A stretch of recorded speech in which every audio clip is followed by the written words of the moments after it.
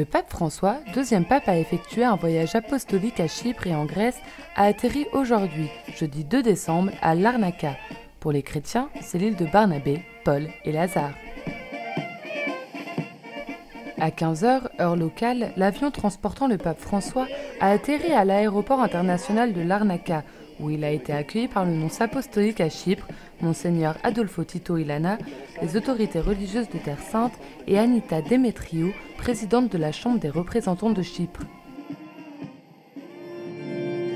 Après avoir rencontré les autorités religieuses et civiles, le pape François s'est rendu à Nicosie, à la cathédrale maronite de Notre-Dame des Grâces.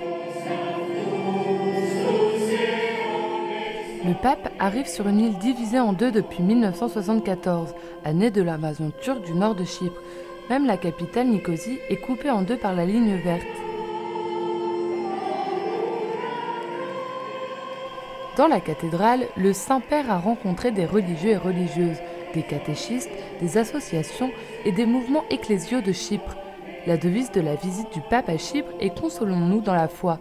Elle s'inspire de l'apôtre Barnabé, saint patron de l'île, dont le nom peut être traduit par « fils de la consolation ». Pour l'accueillir, Bekara Boutros-Rai, patriarche d'Antioche des Maronites, a parlé de la présence maronite sur l'île.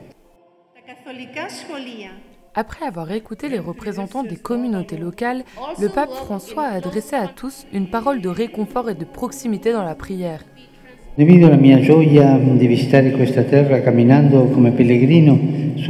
partage avec vous ma joie de visiter cette terre en marchant comme un pèlerin sur les traces du grand apôtre Barnabé, un fils de ce peuple, un disciple amoureux de Jésus, un intrépide annonciateur de l'Évangile qui, en passant parmi les communautés chrétiennes naissantes, voyait la grâce de Dieu à l'œuvre et s'en réjouissait, et exhortait tous à rester d'un cœur résolu, fidèle au Seigneur.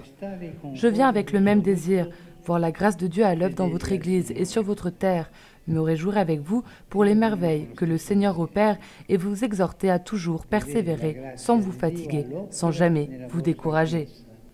Je vous regarde et je vois la richesse de votre diversité.